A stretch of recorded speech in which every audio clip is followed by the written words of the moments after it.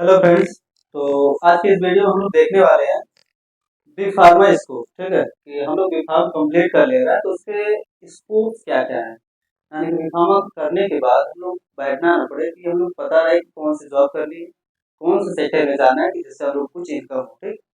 तो मेरा नाम विजय सर और आप देख बी फार्मा के स्कोप जितने भी सेक्टर के हैं, ठीक है, जितने भी सेक्टर्स 1 2 3 4 5 6 7 जो भी 6 7 सेक्टर्स है, सभी सेक्टर्स में कौन कौन सी जॉब होती है वो सब यहाँ पर हम लोगों ने अच्छे से देखेंगे। ठीक है, वो सब जो जो भी सेक्टर्स है हम लोग इस वीडियो में पूरा कवर करेंगे, जो कि ये वीडियो देखने के बाद आपको कहीं और दूसरे वीडियो में न जाना पड़े। ठीक। तो इस वीडियो में हम लोग पूरा अच्छे से देखेंगे बी फार्मा स्कोप के बारे में कि हम लोग बी फार्मा करने के बाद करना क्या है, जो कि हम लोग पहले से डिसाइड कर सकें। ठीक है, तो आइए शुरू करते हैं विफार्मा इसको। और हम लोग का ये जो इंडिया का कल्चर है, हम लोग पता है कि अगर कुछ भी हम लोग कर रहे हैं तो उसमें सबसे ज्यादा स्टेबल किसको माना जाता है, गवर्नमेंट जॉब को। जब गवर्नमेंट जॉब को स्टेबल माना जाता है तो सबसे पहले हमने उसको रखा है किसको, गवर्नमेंट जॉब को। ठीक। यहाँ पर देखिए सबसे पहले हमने किसको रखा है, गवर्नमेंट जॉब। अब गवर्नमेंट जॉब है तो अब कर रहे हैं फार्मेसी। जब फार्मेसी कर रहे हैं, गवर्नमेंट जॉब है, तो उसमें अगर डीआई का नाम ना आए तो फिर मजा ही अलग। ठीक है, तो जो गवर्नमेंट जॉब हम लोग देखने जा रहे हैं तो उसमें सबसे पहले सबसे अच्छी जॉब होती है कौन सी, डीआई की, यानी कि ड्रग इंस्पेक्टर की। ठीक है, तो जो ड्रग इंस्पेक्टर होता है ये करता क्या है, मतलब जो काला बाजारी होता है, मतलब जो हमारी डिस्पेंसरी होती है, फार्मेसी होती है, अलग से दवाएं जहाँ डिस्ट्रीब्यूट हो रही है, ठीक है, तो उस चीजों पे वो कंट्रोल करता है। ठीक, कि मैन्युफैक्चरिंग सही हो रही है कि नहीं हो रही है, उसकी प्राइसिंग सही है कि नहीं है, मतलब हर चीज को वो कंट्रोल करता है। ठीक है, कौन करता है, एक डीआई करता है। ठीक, ये डीआई गवर्नमेंट जॉब के अंदर एक आ गया। ठीक है, अब उसके बाद देखो दूसरा एक जॉब है आरआरबी। ये जो रेलवे का है, ये रेलवे की तरफ से निकलता है। ठीक है, और जो डिफेंस में अगर देखा जाए तो जैसे नेवी हुआ, आर्मी हुआ, एयरफोर्स हुआ, ये तीनों मतलब डिफेंस एकेडमी में अगर जाए, मतलब जो डिफेंस है, और डिफेंस में कुछ लोगों का सपना होता है ना कि आर्मी में जाना है, और वो लोग आके भी काम भी कर रहे हैं। ठीक है, तो कुछ घर वाले मतलब बताए होंगे कि नेवी में जाना है, किसी को एयरफोर्स में जाना है, तो ऐसे ऐसे करके सबको बताया गया होगा किसमें जाना है, बट वो सब किसी कारणवश नहीं जा पाए। ठीक है, तो यहाँ पर अगर हम लोग फार्मेसी कर ले रहे हैं और फार्मेसी करने के बाद हम जाना चाह रहे हैं तो भी यहाँ से जा सकते हैं। ठीक है, एज अ किससे, फार्मासिस्ट के तौर पे। ठीक है, इसमें इसमें आरआरबी में, नेवी में, आर्मी में, एयरफोर्स में, सब में जा सकते हैं इसमें। ठीक है, फार्मासिस्ट के तौर पे जा सकते हैं। तो ये आपका गवर्नमेंट जॉब हो गया। और गवर्नमेंट जॉब की जो एक और है इसमें हॉस्पिटल फार्मासिस्ट। ठीक है, जो गवर्नमेंट हॉस्पिटल होते हैं उसमें फार्मासिस्ट की जो जरूरत होती है, यहाँ से वो उसमें भी जा सकते हैं। ठीक, तो ये आपका हो गया कौन सा सेक्टर, पहला सेक्टर हो गया गवर्नमेंट जॉब। और जो डीआई होता है, डीआई देखो आफ्टर कंप्लीटिंग बी फार्म ये होता है। ठीक है, बट ज्यादातर प्रीफर किया जाता है कि इसको एम फार्म कर ले। अगर जो बी फार्म के बाद एम फार्म कर ले रहा है, ठीक है, बी फार्म के बाद जब एम फार्म कर ले रहा है वो, तो उसको ज्यादा प्रेफरेंस दिया जाएगा क्योंकि वो थोड़ा आपसे ज्यादा एक्सपीरियंस होगा उसके पास, जो बी फार्म किया होगा उसके मुकाबले। ठीक है, ज्यादा एक्सपीरियंस होगा और थोड़ा ज्यादा ज्ञान होगा और ज्यादा समझ होगी, इसलिए उसको यहाँ पर पहले प्रीफर किया जाएगा। और ज्यादा से ज्यादा इसकी जॉब आती नहीं है। ठीक है, जॉब आती नहीं है तो हिसाब से आते तो उसमें मैनेज करते हैं सब लोग। ठीक है, थोड़ा सा टफ भी होता है। तो आपका हो गया ये गवर्नमेंट सेक्टर। अब दूसरा सेक्टर आता है जो कि इसके बाद हम लोग चूज करते हैं कौन सा, इंडस्ट्रियल जॉब। यानी कि जब हम लोग बीफार्म कर ले रहे हैं, अब उसके बाद हम लोगों को लगता है कि आगे पढ़ाई करें या जॉब करें, तो हम लोग चूज क्या करते हैं, पहले सबसे ज्यादा प्रीफर करने वाला चीज यही है, इंडस्ट्रियल जॉब।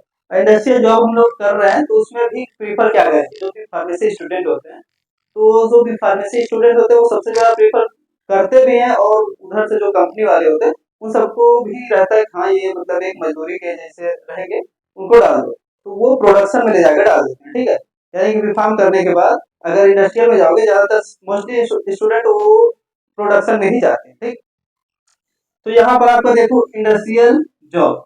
अब इंडस्ट्रियल जॉब में देखो एक प्रोडक्शन हो गया, देखो प्रोडक्शन में कौन कौन सा, क्वालिटी कंट्रोल और क्वालिटी एश्योरेंस। ठीक है, ये आपका प्रोडक्शन में हो गया। और इंडस्ट्रियल जॉब्स में देखो इसी में आर एन डी और एडीएल। देखो इसका मतलब यहाँ पर हुआ रिसर्च एंड डेवलपमेंट। ठीक, रिसर्च एंड डेवलपमेंट। और यहाँ पर देखो तुम्हारा क्या होगा, एनालिटिकल वाला है। ठीक है, एनालिटिकल डेवलपमेंट लेबोरेटरी। अब ये समझो कि ये थोड़ा देखो कॉम्प्लिकेटेड है, यानी कि केमिस्ट्री से रिलेटेड जैसा रिसर्च भी है, ठीक है, और एनालिसिस में है। तो ये सब केमिस्ट्री जो पढ़ते हैं। और ये जो आपका प्रोडक्शन था, प्रोडक्शन देखो जो शूटिंग्स पढ़ रहा है, ज्यादातर शूटिंग्स वाले भी जाते हैं अच्छे खासे। ठीक है, यहाँ पर क्वालिटी कंट्रोल, क्वालिटी एश्योरेंस में जा सकते हो प्रोडक्शन में। और यहाँ पर आपका जो इसमें है रिसर्च एंड डेवलपमेंट और एनालिटिकल मेथड जो है, ये सब में ज्यादातर देखो अगर जो एमफार्म किया होगा, ठीक है, जो एमफार्म किया है उसको यहाँ पर प्रेफर अच्छा खासा, मतलब उसकी पैकेज भी अच्छी होती है और उसको प्रेफर भी किया जाता है। ठीक, तो अभी हम तो अभी हम लोग वीडियो के में ये भी देखेंगे, मतलब हम लोगों को जाना कहाँ, ठीक है। एक बार मेरी पर्सनल राय है, वो आप लोग प्लीज जरूर देखेंगे, ठीक है। तो यहाँ पर देखो तीसरा जो अपना सेक्टर आता है, वो सेक्टर आता है एकेडमिक का। ठीक, तो अभी हम लोग दो सेक्टर देख चुके हैं, गवर्नमेंट और इंडस्ट्रियल, और तीसरा देखने वाला है क्या, एकेडमिक्स का। और एकेडमिक्स में क्या कर सकते हैं, ज्यादातर बच्चे तो जाते नहीं है, बट एकेडमिक में देखो लेक्चरर, असिस्टेंट प्रोफेसर के बाद जैसे कि एसोसिएट प्रोफेसर, ये सब होता है, असिस्टेंट प्रोफेसर, उसके बाद और डायरेक्टर, मतलब सब अपना बनते जाते हैं ऊपर। ठीक है, तो ये सब आपका एकेडमिक सेक्टर है। और एकेडमिक सेक्टर में ये रहता है कि अपने घर से जुड़े रहते हैं, हर चीज जो भी होता है आसपास में ही रहते हैं ज्यादातर। तो लेक्चरर हो गया, असिस्टेंट प्रोफेसर, यानी कि ये आपका ये देख सकते हैं एकेडमिक्स में बी फार्म कर रहे हैं। ठीक है, अगर बी फार्म कर रहे हैं तो किसको पढ़ा सकते हैं, डी फार्म वालों को। ठीक, और जो एम फार्म कर रहा है, ठीक है, एम फार्म जो कर ले रहा है वो पढ़ा सकता है किसको, बी फार्म वालों को। ठीक, और जो पीएचडी करता है तो एम फार्म वालों को जाहिर सी बात पढ़ा सकता है, कोई दिक्कत नहीं। तो ये ऐसे चल तो यहाँ पर ये ऐसे चलता है। ठीक है, बी फार्म किसको पढ़ाता है, डी फार्म को, और एम फार्म किसको पढ़ाता है, बी फार्म को। ठीक, और ये जो बी फार्म होता है, बी फार्म कंप्लीट करने के बाद एम फार्म एडमिशन लेने के लिए क्या करना पड़ता है, यहाँ पर एक होता है जीपैट का एग्जाम। क्या होता है, जीपैट का एग्जाम होता है। ठीक है, जो जीपैट का एग्जाम होता है, अगर हम उसको क्वालिफाई कर ले रहे हैं, क्या, जो जीपैट का एग्जाम है अगर हम उसको क्वालिफाई कर ले रहे हैं, तो ये हमको एम फार्म में एडमिशन के लिए एलिजिबल बना देगा। ठीक है, अगर हमको एम फार्म में एडमिशन लेना है, तो जाहिर सी बात है अगर हम लोग मतलब जो मिडिल क्लास से जो भी रहेंगे, ठीक है, तो वो उनको जीपैट जरूरी है। जहां तक मैं बता रहा हूँ कि उनको जीपैट अगर निकालो उनके लिए अच्छा है, क्योंकि जो प्राइवेट कॉलेज की फीस है वो कुछ ज्यादा ही रहती है। तो उस हिसाब से यहाँ पर अगर हम लोग जीपैट निकाल लेते हैं, तो मंथली जो गवर्नमेंट देती है हम लोगों को सैलरी पैकेज, सैलरी नहीं बोल सकते, सैलरी पैकेज जो देती है कि 12,400 पर मंथ, वो देती है हम लोगों को पढ़ने के लिए। ठीक, जब तक हम लोगों का एग्जाम कंप्लीट नहीं होता, यानी कि 2 साल वो देती है। ठीक, 2 साल का ये जो कोर्स है, ये 2 साल का कोर्स है, इसको पढ़ने के लिए जो जीपैट अगर जो निकाल लेता है उसके लिए अगर अच्छा कॉलेज मिल गया, और वहां पर आपको जीपैट करने के बाद अगर जीपैट आपने क्वालिफाई कर लिया, तो आपको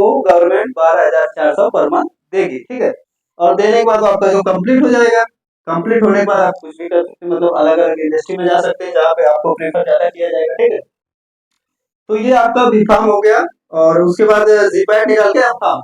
और देखो जीपैट एक नाइपर भी होता है, जो नाइपर होता है ना, ये जो जीपैट निकालते हैं कहीं कहीं जो कॉलेज है नाइपर, वो मतलब जीपैट वालों को लाके नाइपर में बैठाते हैं। ठीक है, जो नाइपर निकालते हैं वो जीपैट वाले भी रहते हैं। ठीक, जीपैट वाले अगर क्वालिफाई यहाँ पर कर रहे हैं तो जाके नाइपर में बैठते हैं। ठीक, वहां पर क्वालिफाई किए तो उनको अच्छा कॉलेज मिलता है। ठीक, तो ये यहाँ पर ऐसे ये सिस्टम है। एक और होता है नेट करके, एनईटी करके होता है। ठीक है, ये भी एक एग्जाम होता है। और कुछ कॉलेज तो मतलब इंटरव्यू बेसिस पे ले लेते हैं अपना एडमिशन। ठीक है, तो ये सब आपका एडमिशन का चक्कर है एम फार्म में जाने का। और देखो उसके बाद यहाँ पर आ गया इंटरप्रेन्योर। इंटरप्रेन्योर बोल सकते हैं, बिजनेस बोल सकते हैं अपना। ठीक है, तो यहाँ पर जो एंटरप्रेन्योर है, इसमें देखो हम लोगों ने क्या कैटेगरी किया, 3 किया, एक होलसेल, एक रिटेल, और एक किया मैन्युफैक्चरिंग। ठीक है, होलसेल मार्केट किया, और रिटेल और मैन्युफैक्चरिंग। तो देखो डी फार्म वाले जो हैं, मतलब डी फार्म जो 2 साल में कोर्स कर रहे हैं, उनको ज्यादा पढ़ाया नहीं जाता बी फार्म के लेवल का। तो डी फार्म वालों को मैन्युफैक्चरिंग का शायद नहीं, मैन्युफैक्चरिंग का दिया ही नहीं जाता। ठीक है, मैन्युफैक्चरिंग का लाइसेंस उन सबके पास नहीं रहता है। ठीक, वो डिटेल्स कर सकते हैं। ठीक है, और जो बीफार्म बीफार्म वाले हैं, ये होलसेल, रिटेल, मैन्युफैक्चरिंग, ये सब उनके लाइसेंस, उनके लिए लाइसेंस उसका बन सकता है। ठीक, वो ये सब पूरी कर सकते हैं। ठीक, होलसेल, रिटेल, मैन्युफैक्चरिंग, दवा बना सकते हैं, बेच सकते हैं, रिटेल कर सकते हैं, डिस्पेंसरी में दे सकते हैं आराम से। ठीक है, तो ये आपका हो गया इंटरप्रेन्योर। और देखो यहाँ पर आ गया आपकी हायर स्टडीज।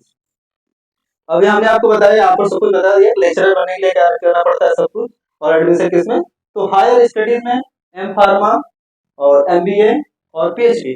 जैसे बी फार्म कंप्लीट हुआ तो उसके बाद हम लोग क्या कर सकते हैं, अगर हम लोग को एमआर में जाना है, ठीक है, यानी कि मार्केटिंग में जाना है, तो ज्यादा से ज्यादा बच्चे हो सकते हैं एमबीए करते हो, ठीक। ऐसा नहीं कि मतलब बी फार्म करने के बाद हम लोग एमआर में नहीं जा सकते, एमबीए नहीं करोगे फिर भी जा सकते हो, कोई बात नहीं, ठीक है। उसके बाद एम फार्म कर लो, ठीक है, एम फार्म करने के बाद पीएचडी कर लो, ये सब आपकी हायर स्टडी है। एम फार्म करोगे तो ज्यादा से ज्यादा आपको प्रेफरेंस हर जगह मिलेगी, ठीक, बी फार्म के मुकाबले में। और एमबीए कर लिए, एमबीए देखो खासकर वही बच्चे करते हैं, ज्यादातर करते भी है, तो वो जिनको मार्केटिंग में जाना है, ठीक है, अगर मार्केटिंग में जाना है एमबीए कर लिए तो उनकी सैलरी अच्छी खासी मिलती है, क्योंकि उनको थोड़ा अच्छा सा नॉलेज हो जाता है, एक्सपीरियंस हो जाता है कि हम सबको मार्केटिंग करनी कैसे, ठीक। तो आप लोगों को ये हो गया हमारी हायर स्टडीज। अब उसके बाद देखो एक और सेक्टर है जो मार्केटिंग का, जो कि यहाँ से रिलेटेड है मार्केटिंग का, वही होता है मार्केटिंग। जो भी हमारी कंपनीज है, जो इंडस्ट्री है, वहां से प्रोडक्ट उठाए उसको ले जाकर परचेज करना है। जो भी हॉस्पिटल हुआ, डिस्पेंसरी हुआ, सबको बताना था ये हमारा प्रोडक्ट है, इसको खरीदो। तो उस बेसिस पे अपना सैलरी भी पैकेज होता है, किसी को उसके परसेंटेज के बेसिस पे मिल जाता है। तो ये मार्केटिंग भी सबसे अच्छी जॉब मानी जाती है, अगर थोड़ी सी मेहनत कर लिया जाए तो। अब उसके बाद देखो सबसे लास्ट में आता है अदर जॉब, यानी कि इतना होने के बाद हम लोग देखते हैं अदर जॉब्स में क्या क्या आता है। जैसे clinical research, pharmaco vigilance, medical writer, online pharmacy. और ऑनलाइन फार्मेसी इस समय तो थोड़ा चल रही है, आगे का क्रेज और भी बढ़ता रहेगा, ठीक है। और यहाँ पर देखो मेडिकल राइटर, और खुद का अगर कुछ लिख रहे हैं तो अच्छी बात है, तो इसमें ये भी कर सकते हैं। और फार्मेको विजिलेंस, जैसे फार्मेको विजिलेंस यानी कि जो ड्रग है उसकी निगरानी करना, कैसे क्या काम करती है हर चीज, पूरा उसका रिकॉर्ड रखना, डाटा रखना, इसमें भी जा सकते हैं। क्लिनिकल रिसर्च, और क्लिनिकल रिसर्च में भी जा सकते हैं, जैसे कि मान लीजिए कोई भी कंपनी है, किसी चीज पे रिसर्च करना है, तो वो आपको रखेगी और रिसर्च करवाएगी। और ये ज्यादा स्टेबल होता नहीं, क्योंकि कभी रिसर्च होगा फिर उसके बाद दूसरे कंपनी में आपको ट्रांसफर होना पड़ेगा, बार-बार, इसमें ज्यादा स्टेबिलिटी होती नहीं, ठीक है। वैसे तो यहाँ पर जितने भी प्राइवेट है सब में स्टेबिलिटी नहीं होती, बट क्लिनिकल वाला थोड़ा ज्यादा awkward है। मतलब इसमें आपको देख सकते हैं बार बार कि हो सकता है चेंज करना पड़े, ठीक है। तो ये जो पूरा ऑल ओवर है रिफॉर्म स्कोप के बारे में, ये पूरा आपको हो सकता है आपको अच्छे से पूरा समझ में आया होगा। क्योंकि जो गवर्नमेंट सेक्टर है, इंडस्ट्रियल जॉब्स है, एकेडमिक्स है, एंटरप्रेन्योर है, हायर स्टडीज है, मार्केटिंग है, अदर जॉब्स है, सबके बारे में हम लोगों ने कवर कर लिया, ठीक। तो अब हमारा ये था इनमें कि हम लोगों को करना क्या चाहिए। देखो मेरा मानना है कि जहाँ तक जो मिडिल क्लास के हैं, अगर वो बीफार्म कर रहे हैं, ठीक है, अब बीफार्म कर रहे हैं, अगर बाहर जाना है तो जा सकते हैं आराम से इंडस्ट्री में। अगर बाहर जाना है तो जाइए आराम से। डीएचए का, अगर दुबई बहुत लोगों को पसंद है दुबई जाना हो, तो एक डीएचए का एग्जाम होता है, और डीएचए का एग्जाम होता है वो, तो मतलब निकाल दे, लगभग 20-25 हजार का उसका फॉर्म होता है अपने इंडियन रुपीज में। उसका फॉर्म भर के आराम से वो दुबई जाकर वहां पर 1-2 हफ्ते में जो भी है उसको जॉब ढूंढना पड़ेगा, वहां पर दिखा के कि हम लोगों ने ये सर्टिफिकेट मेरे पास है, इसका एग्जाम दिया था, वहां पर ढूंढेगा और जॉब मिलेगी, तो वहां से वो अपना सेटल हो सकता है, ठीक है। तो ये हो गया आपका एकेडमिक्स। और उसके बाद एम फार्म हुआ, ठीक है। एम फार्म देखो 2 साल का होता है, हायर स्टडीज उसके बाद किया जाता है। तो ये आपका ऑल ओवर पूरा इसके बारे में हो गया, ठीक है, जहां तक मुझे लगा सब हो गया। अगर आपको इसके बारे में किसी चीज के बारे में अगर डिटेल वीडियो चाहिए तो कमेंट करिए और मैं उस पर वीडियो बना दूंगा, ठीक है। तो आज के लिए बस इतना ही, मिलते हैं किसी नेक्स्ट वीडियो में दूसरे टॉपिक के साथ, तब तक के लिए धन्यवाद।